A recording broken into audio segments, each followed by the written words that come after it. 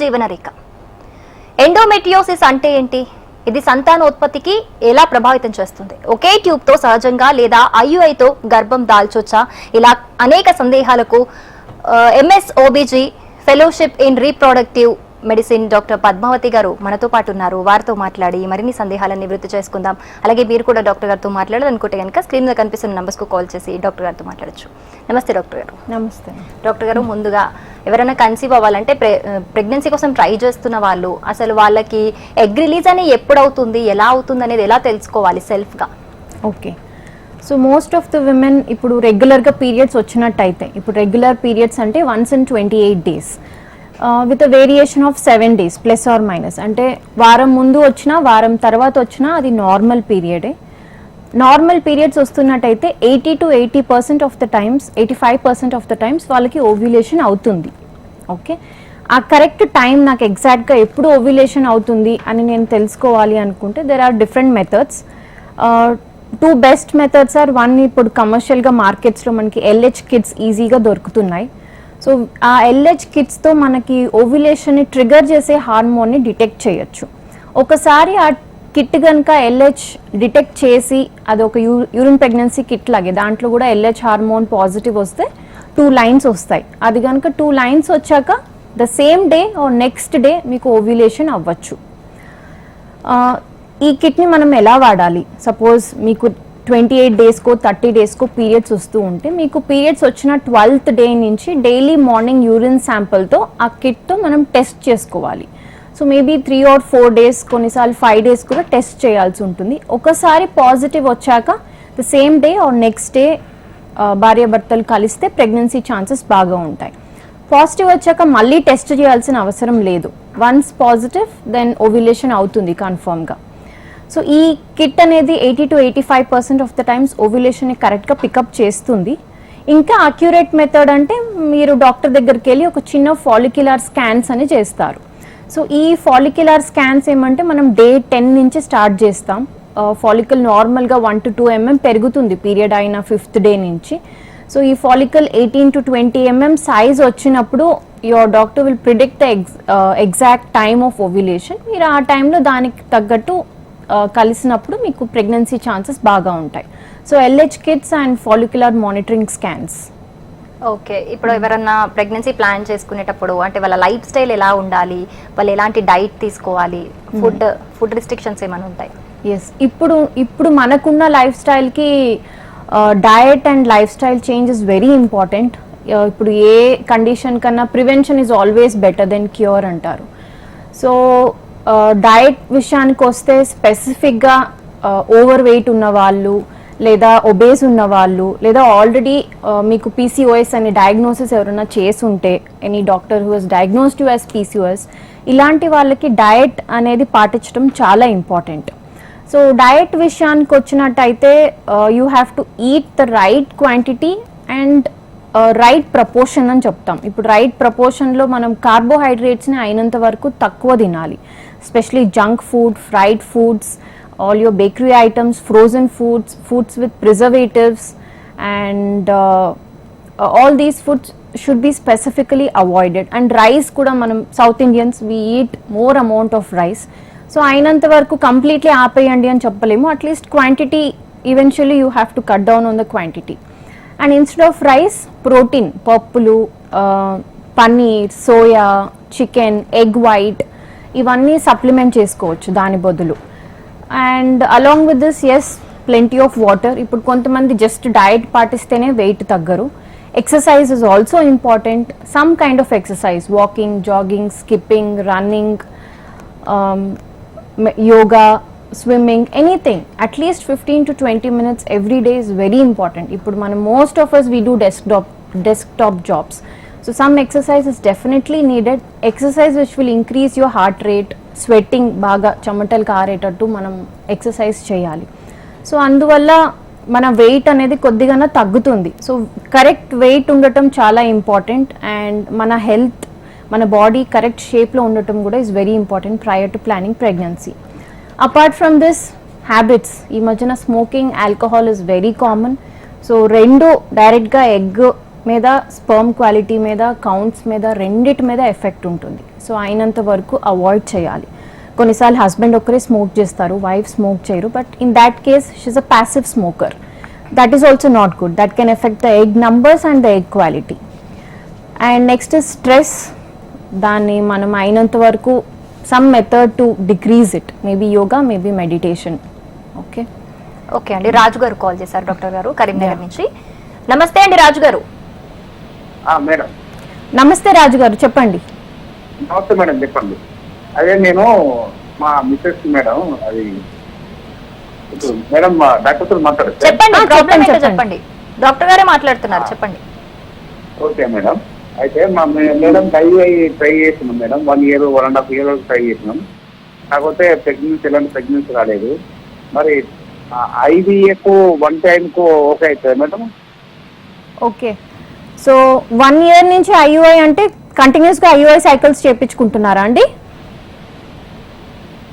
రాజు గారు, లేకపోతే మధ్యలో ఏమైనా బ్రేక్ తీసుకున్నారా? ఎన్ని సైకిల్స్ చేయించుకున్నారా IUI? బ్రేక్ ఏం లేదు మేడం, కంటిన్యూగా 1.5 year చేస్తుంది.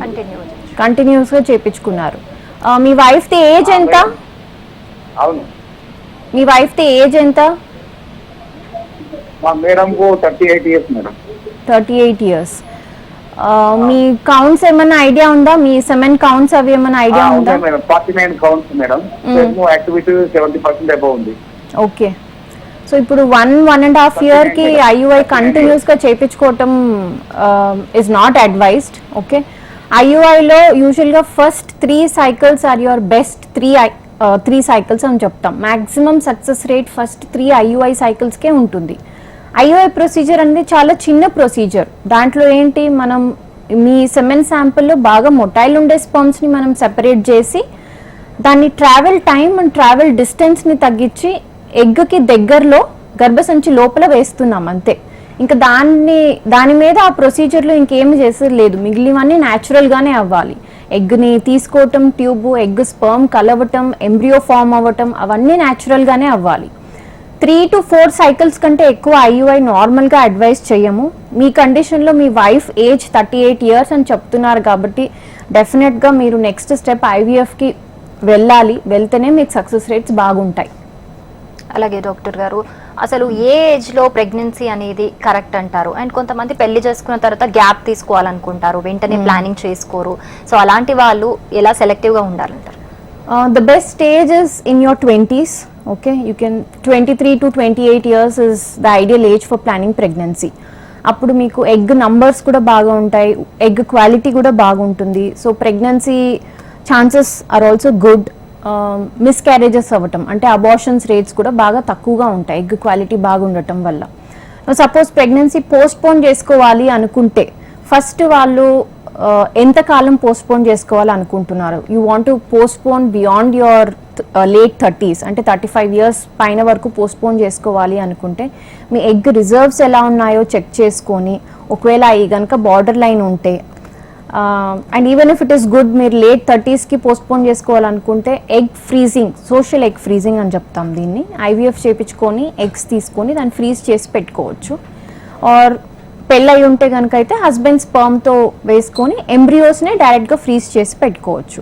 So these eggs and embryos can be frozen for up to 10 years. అది క్వాలిటీ మీద ఏమీ ఎఫెక్ట్ ఉండదు.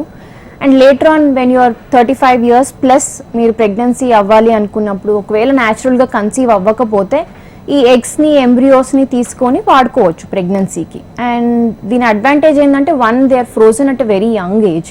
సో క్వాలిటీ బాగుంటాయి ఎంబ్రియోది, మిస్క్యారేజెస్ కానీ, oocyte quality, everything will be good. అలాగే డాక్టర్ గారు, ప్రెగ్నెన్సీ ప్లాన్ చేసుకునే వాళ్ళు ముందుగానే ఎలాంటి సిచ్యువేషన్లో డాక్టర్ని కన్సల్ట్ అయ్యి సలహాలు తీసుకోవాలంటారు? నార్మల్గా అయితే 1 year వరకు ట్రై చేయమని చెప్తాం కపుల్స్కి. So before they come and consult specialist. So when even after trying for 1 year వాళ్ళు ప్రెగ్నెన్సీ అవ్వకపోతే then they have to come and meet the specialist. But there are certain conditions వాళ్ళు ముందే వెళ్ళి consult అవ్వాల్సి ఉంటుంది. ఇప్పుడు ఒక మహిళకైతే ఆమెకు పీరియడ్స్ ఇర్రెగ్యులర్గా వస్తుంటే, లేదా అసలు పీరియడ్సే రావటం లేదు, 6 monthsకి ఒకసారి, 1 yearకి ఒకసారి వస్తున్నాయి, విచ్ ఇస్ నాట్ గుడ్. వేరే హెల్త్ ఇష్యూస్ వల్ల కూడా అంతే.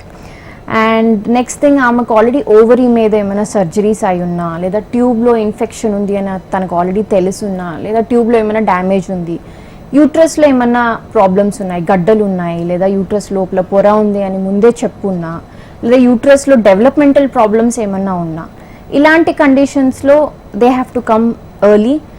లేదా వాళ్ళకి ఇంట్లో కనుక ఫ్యామిలీ హిస్టరీలో ఎండోమెట్రియోసిస్ అంటే వాళ్ళ మదర్కో వాళ్ళ సిస్టర్కో లేదా తనకే ఎండోమెట్రియోసిస్ ఉంది అని ముందే డయాగ్నోస్ చేసున్నా, అండ్ ఫ్యామిలీలో ఎవరికైనా ముందే మదర్కి సిస్టర్కి స్పెషలీ పీరియడ్స్ త్వరగా ఆగిపోయి ఉంటే ఎర్లీ మెనోపాజ్ అంటాం.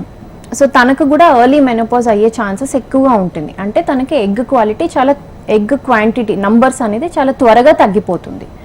So they have to consult early. మెన్కి వస్తే any injuries to private parts, surgeries ఏమైనా చేయించుకొని ఉన్నా, in those conditions they have to వెళ్ళి ఒక ఎక్స్పర్ట్ని కన్సల్ట్ అవ్వటం త్వరగా మంచిది. Or age more than 35 years, female age కనుక 35 years పైన ఉంటే 6 months వరకు ట్రై చేయమని చెప్తాం. వాళ్ళకి ఆ 1 year అప్లికేబుల్ ఉండదు. సో 6 monthsకి ట్రై చేసి they have to go and meet a specialist for help.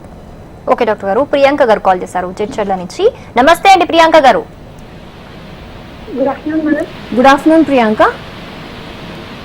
Madam నా ఏజ్ 25 మేడం. ఓకే, మీ ఏజ్ 35. పెళ్ళైన 1 year కి నాకు ప్రెగ్నెన్సీ కన్ఫర్మ్ అయింది. 25 or 35 అమ్మా? మీ ఏజ్ ఎంతమ్మా? నాది 25 మేడం. 25.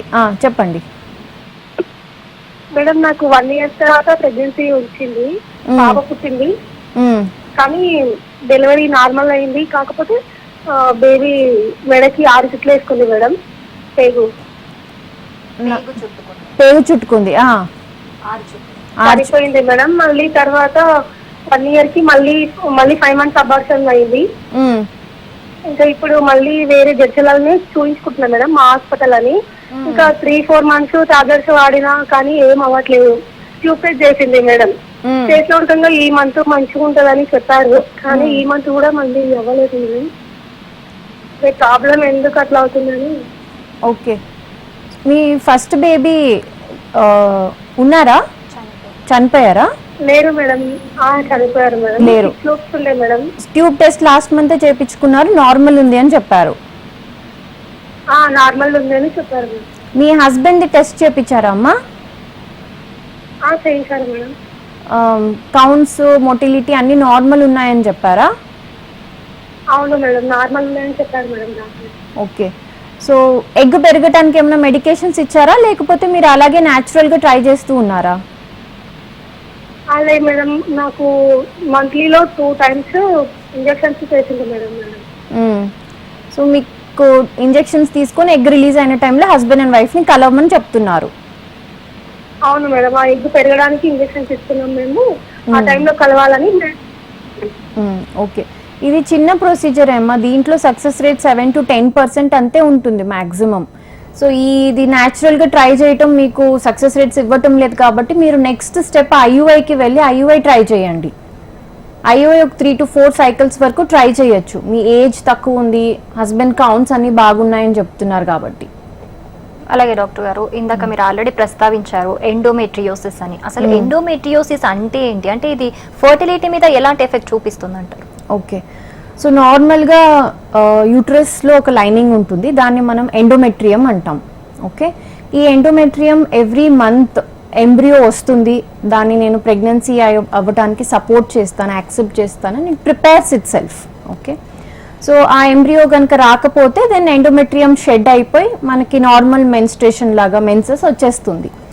అది గర్భసంచి బయట వైపు ఒకటే కాదు, ట్యూబ్స్ ఇంకొక ఓపెనింగ్ కాబట్టి ట్యూబ్ ద్వారా కూడా బయటికి వెళ్ళి ఓవరీ మీద, ట్యూబ్ మీద వెళ్ళి కూర్చుంటుంది. Those tissues will implant there. So ఆ సెల్స్ కనుక మన బాడీ క్లియర్ చేయలేకపోతే అవి అక్కడే ఉండిపోయి every month they will start growing and give rise to endometriosis. ఇప్పుడు ఈ condition most commonly seen in women of reproductive years అంటే 20 to 40 years వరకు. ఓకే, ఈ ఏజ్లో ఈ ఎండోమెట్రియోసిస్ అనే కండిషన్ని ఎక్కువగా చూస్తాం. అది ఓవరీలో కనుక కూర్చొని if it starts growing every month then అది స్లోగా అక్కడ ఒక సిస్ట్ లాగా ఫామ్ అవుతుంది. మనం ఆ సిస్ట్ని చాక్లెట్ సిస్ట్ అంటాం. Why that name is given ఎందుకంటే ఆ blood for a long period అక్కడ కలెక్ట్ అయిపోయి అది చాక్లెట్ కలర్లో అయిపోతుంది. That is why we call it as a chocolate cyst. ఇప్పుడు అక్కడ సిస్ట్ ఉండటం వల్ల ఫస్ట్ లోకల్గా హార్మోనల్ ఇంబ్యాలెన్సెస్ కాజ్ చేస్తుంది. సో ఎగ్ గ్రోత్కి ఎగ్ రిలీజ్కి ఎఫెక్ట్ అవుతుంది. నెక్స్ట్ థింగ్, అది ట్యూబ్కి ఓవరీకి రిలేషన్షిప్ని డిస్టార్ట్ చేయొచ్చు. ఓకే, నార్మల్గా ఉండే రిలేషన్షిప్ని ఎఫెక్ట్ చేయొచ్చు. ఒకవేళ అది ట్యూబ్ మీద కూర్చున్నా, ట్యూబ్ మీద గ్రో అవుతున్నా కానీ ట్యూబ్కి ఓవరీకి అడేషన్ లాగా ఫామ్ అవ్వచ్చు, లేదా ఈ ఓవరీస్ ట్యూబ్స్ అన్నీ పోయి యూట్రస్కి అతుక్కొని అవన్నీ ఒక మాస్ లాగా ఫామ్ అవుతాయి. సో బేసిక్గా వాటికి ఉన్న రిలేషన్ని స్పాయిల్ చేసేస్తుంది ఎండోమెట్రియోసిస్. సో ఎగ్ పికప్కి ప్రాబ్లం అవుతుంది, స్పర్మ్ ట్రాన్స్పోర్ట్, స్పర్మ్ గర్భసంచి లోపల ఎంటర్ అవ్వటానికి ప్రాబ్లం అవ్వచ్చు, ఎగ్ స్పర్మ్ కలవటానికి ప్రాబ్లం అవ్వచ్చు. ఇవి ఒకటే కాకుండా లోపల యూట్రస్లో ఉన్న లోకల్ హార్మోనల్ ఇంబ్యాలెన్సెస్ కూడా కాజ్ చేసి ఆ భ్రూణం వచ్చిన టైంలో యూట్రస్ దాన్ని యాక్సెప్ట్ చేసుకోలేకపోయి అది ఇన్ఫర్టిలిటీకి లీడ్ చేయొచ్చు. సో యూజువల్గా ఈ ఎండోమెట్రియోసిస్ ఉన్న వాళ్ళు they either come with infertility, at least 20 to 40% of the patients మాకు ఇన్ఫర్టిలిటీతో వచ్చిన వాళ్ళలో సమ్ గ్రేడ్ ఆఫ్ ఎండోమెట్రియోసిస్ ఉంటుంది. At least mild, moderate, severe endometriosis డెఫినెట్గా చూస్తూ ఉంటాం మేము.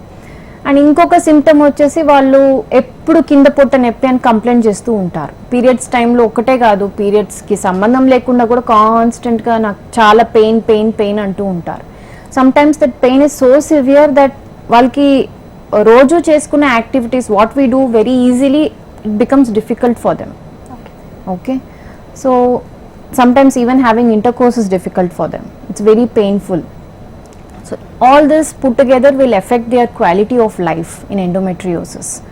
Okay, and two symptoms, infertility and lower abdominal pain or chronic pelvic pain అని చెప్తాం. So these are the common symptoms that they come with in endometriosis. Okay madam, Latha garu call చేశారు హైదరాబాద్ నుంచి.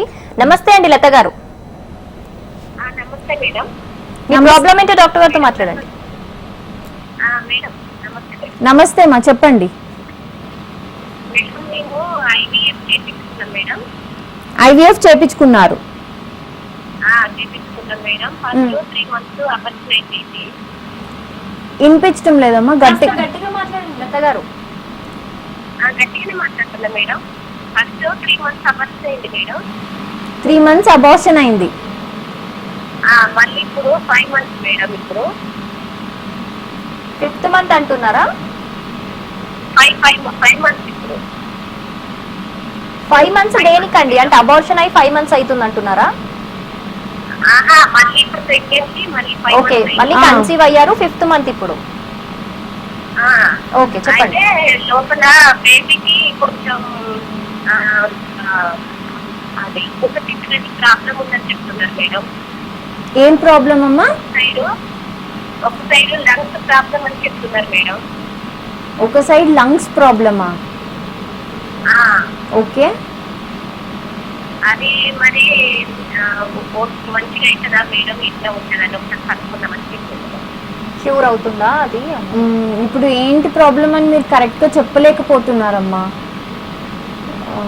Lungs లోపల baby lungs ఒక side problem అని చెప్పారు madam. లోపల బేబీకి లంగ్స్ కి వన్ సైడ్ ప్రాబ్లం అంట. లంగ్స్ కి ప్రాబ్లం అని చెప్పారా, హార్ట్ లో ప్రాబ్లం అని చెప్పారా? లేదు, లంగ్స్ ప్రాబ్లం అని చెప్పారు. హార్ట్ మిగతావన్నీ బాగానే ఉన్నాయని చెప్పారు మేడం. లంగ్స్ ప్రాబ్లం అని చెప్పారు. మరి అది ఎలా ఉంటుంది మేడం, బాగుంటుందా? అదైతే మీరు ఇంకా ఎక్స్పర్ట్ ఒపీనియన్ తీసుకోవాలి, ఇంకొక స్కాన్ చేపించి చూడండి.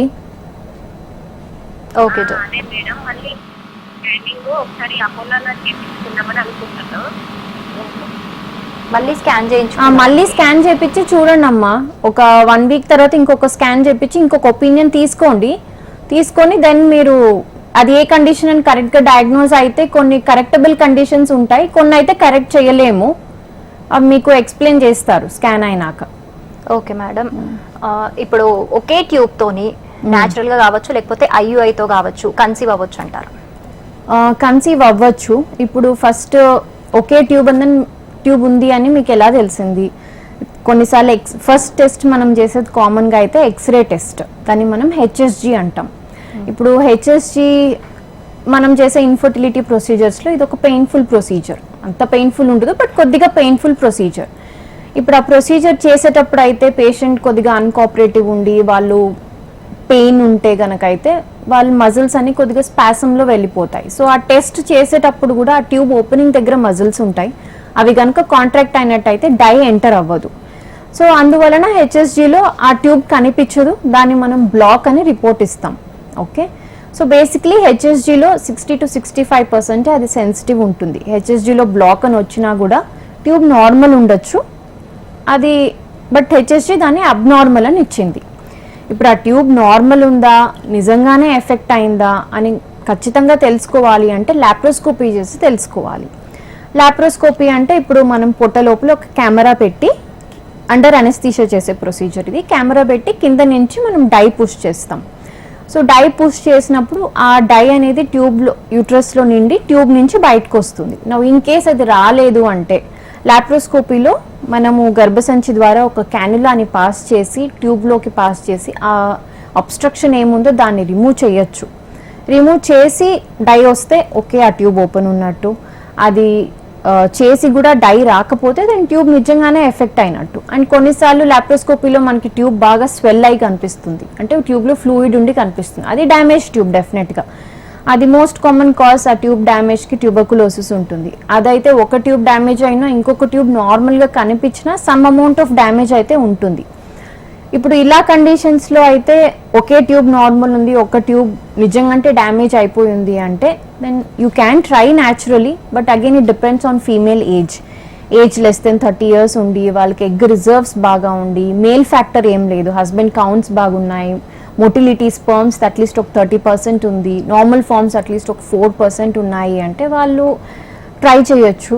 అట్లీస్ట్ ఒక 3 to 4 cycles న్యాచురల్గా ట్రై చేసి తర్వాత ఐయుఐకి వెళ్ళి ఇవన్నీ ఫెయిల్ అయితే వాళ్ళు ఐవీఎఫ్కి వెళ్ళొచ్చు.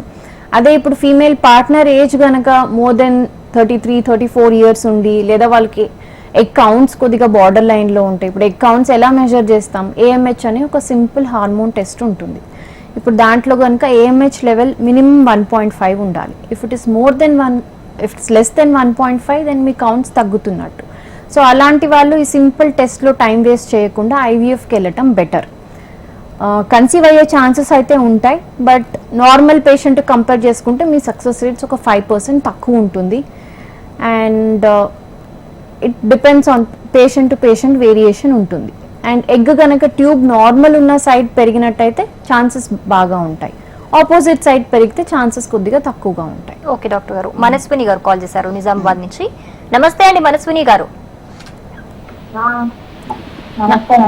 నమస్తే మనస్విని, మీరు ముందుగా టీవీ వాల్యూమ్ మ్యూట్ లో పెట్టండి మనస్విని గారు.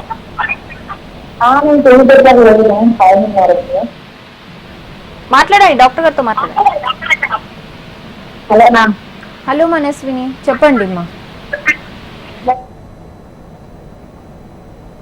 ఓకే డాక్టర్ గారు, కాల్ కట్ అయినట్టుంది. ఈ ఐవీఎఫ్ ట్రీట్మెంట్ తర్వాత న్యాచురల్ గా కన్సీవ్ అయ్యే ఛాన్సెస్ ఎంతవరకు ఉంటాయంటారు?